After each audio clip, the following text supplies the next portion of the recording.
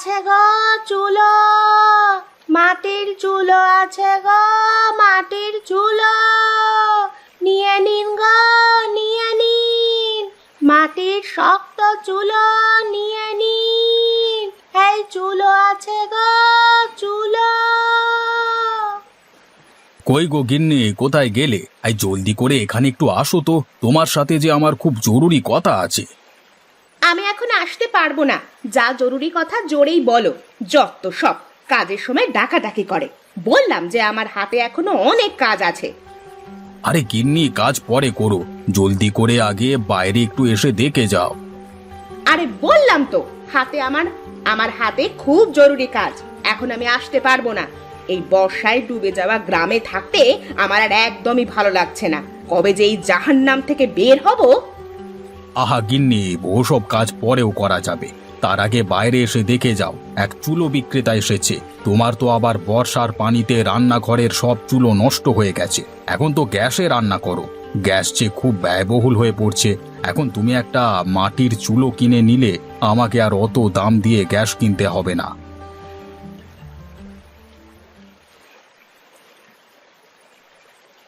ওই দেখো, এক মহিলা বর্ষার পানিতে হেঁটে হেঁটে মাটির চুলো বিক্রি করছে।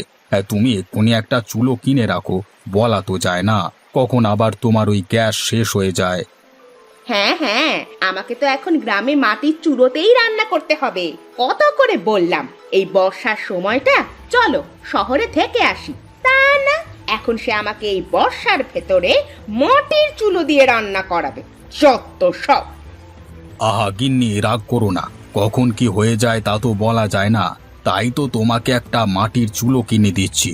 তাহলে ডাক দিচ্ছি তাকে। এই যে, এইদিকে আসুন, আমাদের একটি চুলো লাগবে। এই তো আসছি বাবু, একটু অপেক্ষা করুন। একটা মাটির চুলোর দাম যেন কত বলছিলেন? এই চুলো আমি 100 টাকা করে বিক্রি করি, আপনি আমাকে 10 টাকা কম দিয়েন সাহেব। আচ্ছা ঠিক আছে, গিন্নি তুমি একটা মাটির চুলো নিয়ে রাখো, আমি তাকে টাকা দিচ্ছি।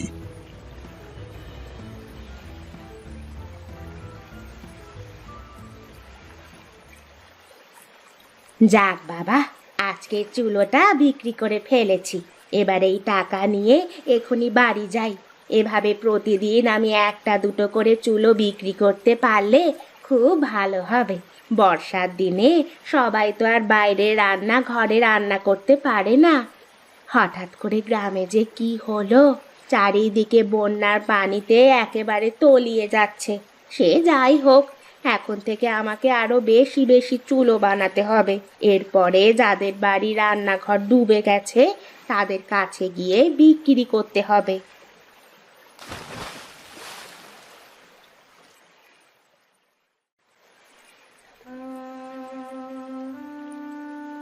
শোনো মতি, তোমার বউ পানিতে পড়ে যাওয়ার কারণে ওর খুব বেশি জ্বর ঠান্ডা হয়েছে, বুঝলে?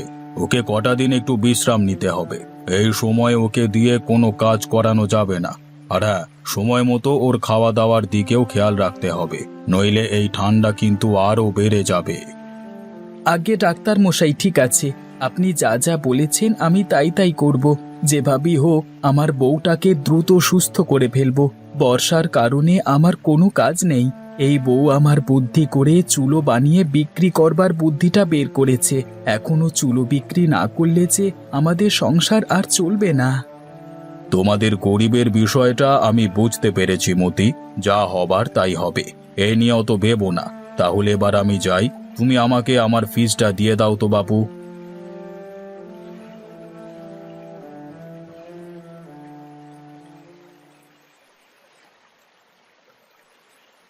ওগো, কোথায় তুমি? এদিকে একটু এসো তো। আরে এ কি করছো গিন্নি? তুমি আবার একা একা কষ্ট করে উঠলে কেন? আমাকে ডাক দিলেই তো পারো। এই সামান্য একটা বিষয়ের জন্য তোমাকে আবার কেন ডাক দিব? আসলে আমার খুব খিদে পেয়েছিল, তাই তোমাকে ডাকছিলাম। এই তো আমি তোমার জন্য সকালের খাবার নিয়ে এসেছি। এখন তুমি বসে বসে সকালের খাবারটা খেয়ে নাও, আর আমি এখনই বাজারে গিয়ে তোমার জন্য ভালো ভালো দেখে মাছ মাংস যা পাচ্ছি তাই নিয়ে আসছি। কেন গো, আজ হঠাৎ মাছ মাংস তুমি আনতে যাবে কেন? আজকে আমাদের বাড়িতে কোনো মেহমান আসবে নাকি গো? আমাদের বাড়িতে মেহমান আসবে? হাসালে গিন্নি, হাসালে।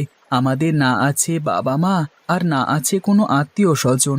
এই দুকুলে যে তোমার আর আমার কেউ নেই, সেখানে আমাদের বাড়িতে আবার মেহমান কোথা থেকে আসবে বলো তো?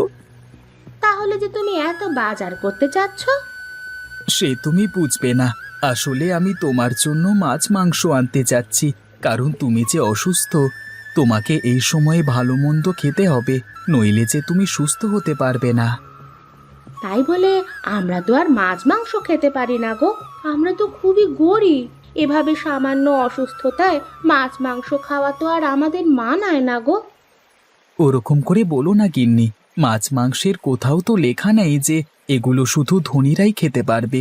ধনী গরিব সবাই মাছ মাংস খেতে পারে। তুমি আমার সাথে আর কথা বাড়িও না।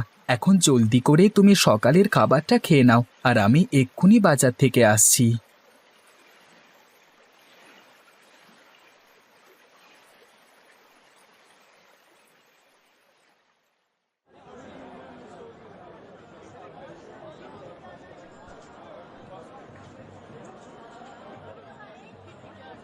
আরে তুই বিজয় না, আমাদের স্যারের ছেলে? তোকে তো আমি চিনতেই পারিনি। তুই কি আমাকে চিনেছিস বিজয়? আমি মতি।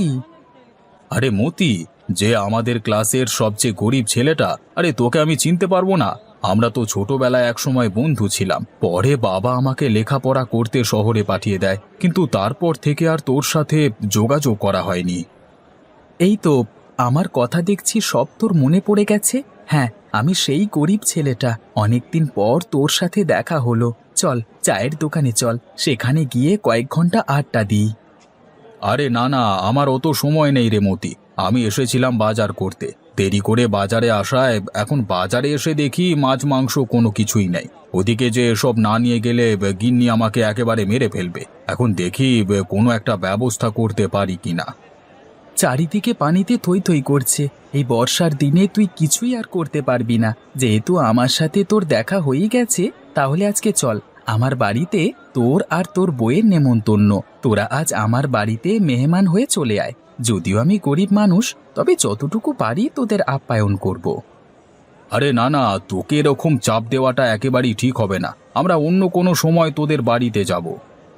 আরে না ভাই, ওসব কথা বললে একদমই হবে না। তুই যেভাবেই হোক আজকে দুপুরে তোর বউকে নিয়ে আমার বাড়িতে চলে আয়।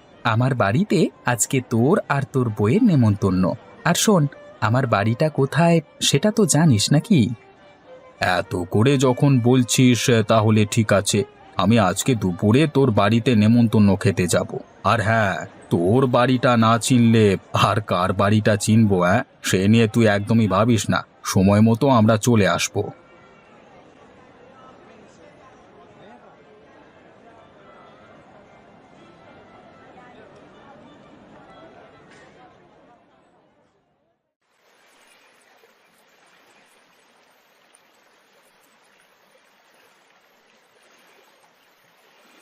আরে ও গিন্নি, তোমার হলো নাকি? আরে দুপুর গড়িয়ে বিকেল হতে চললো, এদিকে একটা নেমন্তন্ন আছে, সেটা কি ভুলে গেছো? না না, নিমন্ত্রণের কথা আমি অত সহজে ভুলি না। নেমন্তন্ন না খেয়ে কি ঘরে না খেয়ে থাকবো নাকি? দেখছো না আমি রেডি হয়ে আছি। এবারে গিয়ে নেমন্তন্নটা খেয়ে আসি। গিয়ে দেখি তোমার কোন গরিব বন্ধু আমাদের নেমন্তন্ন খেতে ডেকেছে। এভাবে বলো না গিন্নি, হাজার হলেও ও আমার ছোটবেলার বন্ধু। সেখানে গিয়ে দয়া করে তুমি এসব কথা বলো না, এতে যে ওরা কষ্ট পাবে। আমরা হলাম এই গ্রামের সবচেয়ে ধনী। আমাদের সাথে যদি ভালো ব্যবহার না করে, তাহলে আমরাও কাউকে ছাড় দিয়ে কথা বলবো না। হ্যাঁ, এটা তুমি মাথায় রেখো।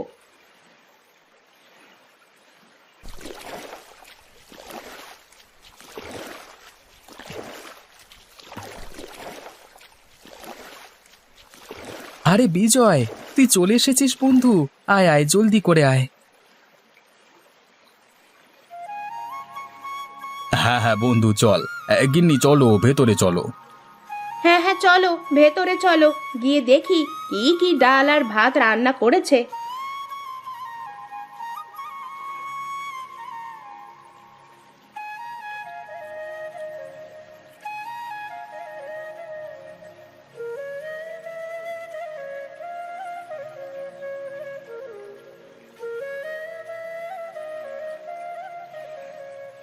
কি গো গিন্নি, চমকে গেলে নাকি? খুব তো গরিব দেখে ঠাট্টা মশকরা করছিলে, এখন দেখো বন্যার দিনে গরিবের অতিথি আপ্যায়ন কেমন। ওগো, তুমি আমাকে অপমান করো না। আমি আসলে আমার ভুল বুঝতে পেরেছি। আমার মনে যে অহংকার ছিল তা আজ এই মতির বউকে দেখে ভেঙে গেছে, যে কিনা নিজে কাজ করে তার স্বামীকে সাহায্য করে। অন্যদিকে আমি যখন যা চাই তাই এনে দেওয়ার পরেও উল্টে তোমার সাথে খারাপ ব্যবহার করি। এভাবে বলো না গিন্নি।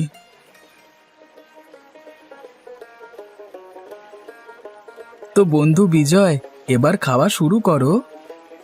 আমরা গরিব মানুষ, বন্যার ভেতরে আপনাদের অতিথি হিসাবে পেয়ে আমরা খুবই খুশি। আমরাও অনেক খুশি হয়েছি আপনাদের নেমন্তন্ন পেয়ে। একদিন আপনারাও আমাদের বাড়িতে নেমন্তন্ন খেতে যাবেন।